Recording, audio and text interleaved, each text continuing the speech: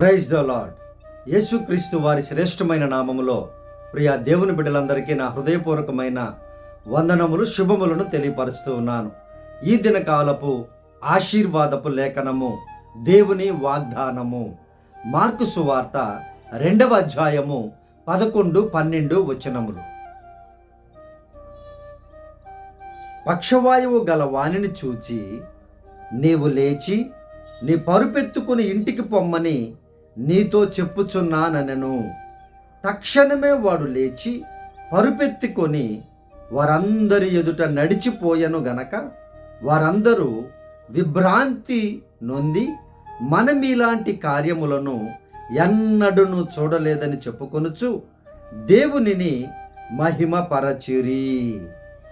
ప్రియమైనటువంటి దేవుని బిడ్డలారా, విశ్వాసములో ఎవరైతే ఉంటారో దేవుడు కార్యములు చేస్తారు అని విశ్వాసముతో ఉంటారో, అది స్వస్థత కానీ, అద్భుతము కానీ, ఆశ్చర్య కార్యము కానీ, హృదయములో మార్పు కానీ, జీవితములో మంచి పరిస్థితిని కానీ, ఏదైనా సరే, ఆత్మీయమైనటువంటి దీవెనలైనా సరే, శారీరక స్వస్థతలైనా సరే, విశ్వాసము, నమ్మకము యేసయ్య మీద ఉంచాలి.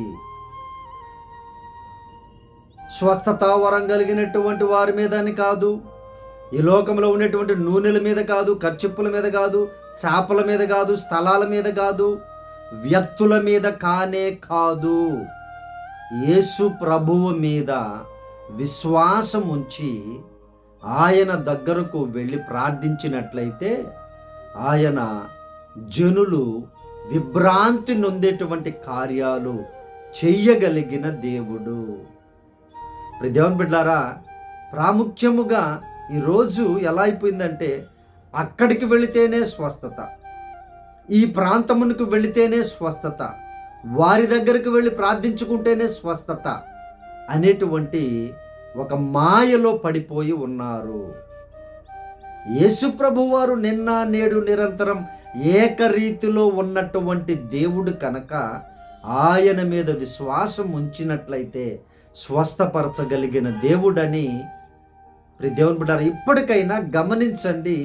హృదయములో స్థిరమైన మనస్సు, విశ్వాసము యేసయ్య మీద ఉంచమని ప్రభు యొక్క లేఖనము సెలవిస్తూ ఉంది. దేవుని బిడ్డలారా, ఇప్పటి వరకు మీకున్నటువంటి ఆ రోగం, ఒకవేళ వ్యాధి ఏదైనా కావచ్చు, అది పోలేదు అని అంటే ప్రభువు మీద విశ్వాసం ఉంచకుండా ఎవరి మీదైనా విశ్వాసం ఉంచావా? లేదంటే ఈ లోకంలో ఉండేటువంటి వస్తువుల మీదనో, వ్యక్తుల మీదనో, పరిస్థితుల మీదనో, స్థలాల మీదనో విశ్వాసం ఉంచినట్లయితే ప్రభువు వారు చెప్తున్నటువంటి వాగ్దానం ఏంటి అని అంటే, ఇదిగో నా మీద విశ్వాసం ఉంచండి, నేను గొప్ప కార్యాలు చేస్తాను అని యేసయ్య వాగ్దానం ఇస్తున్నారు. దేవుని బిడ్డలారా, జీవితంలో ముందుకు వెళ్ళడానికి యేసయ్య మాట ప్రాముఖ్యమైనది, వాక్యము ప్రాముఖ్యమైనది.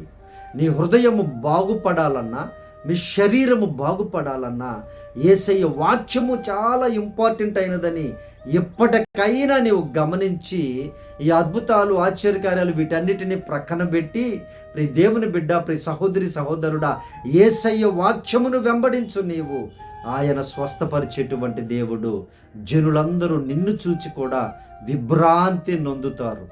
ఎప్పుడు అనంటే నీ ప్రవర్తన మార్చుకున్నప్పుడు, నీ మనస్సును మార్చుకున్నప్పుడు, నీ మాట తీరును మార్చుకున్నప్పుడు, నీ మనస్తత్వాన్ని టోటల్గా యేసయ్య వలె మార్చుకున్నప్పుడు కుటుంబస్తులు కూడా, బంధువులు కూడా, నీ స్నేహితులు కూడా విభ్రాంతి నొందుతారు నిన్ను చూచి. దేవుని బిడ్డ, సహోదరి సహోదరుడా, అవి చేంజ్ కాకుండా నీకు ఎంత ఆరోగ్యం ఉన్నా ఆత్మీయత లేకపోతే వ్యర్థమే అని జ్ఞాపకం చేసుకో.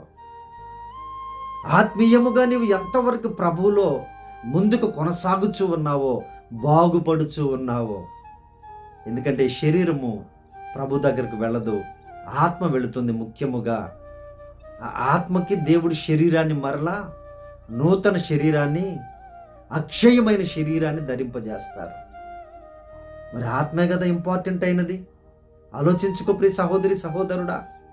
శరీరం కుళ్ళి కృషించిపోయినా నీ ఆత్మ మాత్రం ప్రభువులో ఎప్పుడు సత్యముగా, పరిశుద్ధముగా, విశ్వాసముగా నీ ఆత్మ ఉండాలని ప్రభువారు కోరుకుంటూ ఉన్నారు.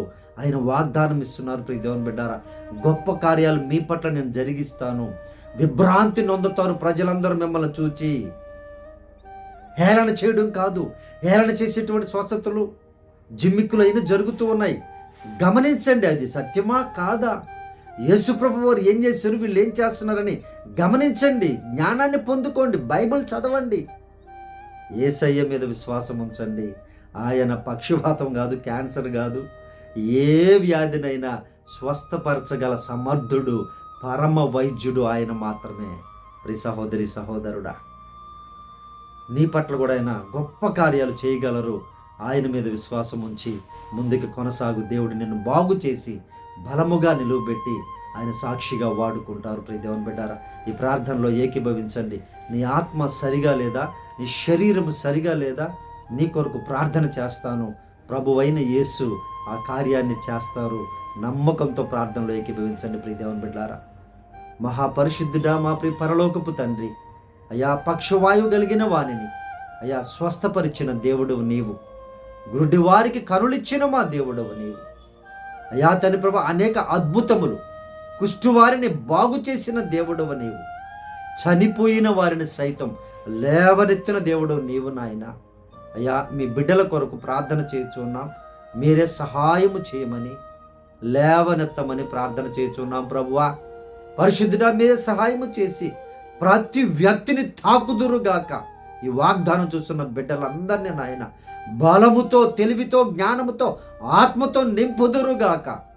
యేసునామమును అడుగుచూ ఉన్నాను ప్రభువా, సహాయము చేయండి అయ్యా. ఏ బిడ్డ పడిపోయిన స్థితిలో ఉందో ఆత్మీయముగా లేవనెత్తమని ప్రార్థన చేయొచ్చు ఉన్నామయ్యా. ఏ బిడ్డనైనా తండ్రి ఆచారాలకి, స్వస్థతలకి, అద్భుతాలకి, ఈ లోకంలో ఉండేటువంటి వాటికి అయ్యా పడిపోయి ఉన్నారో వారిని లేవనెత్తి నాయన మీ వాక్కులో నింపుదురుగాక. మీ వాక్యము ద్వారా వారిని బాగు చేసి అయ్యా తండ్రి ఆత్మీయముగా ఎదిగించి ఆశీర్వదించమని ప్రార్థన చేయొచ్చు ఉన్నాం నాయన. దేవానికి వందనాలు, స్తోత్రాలయ్యా.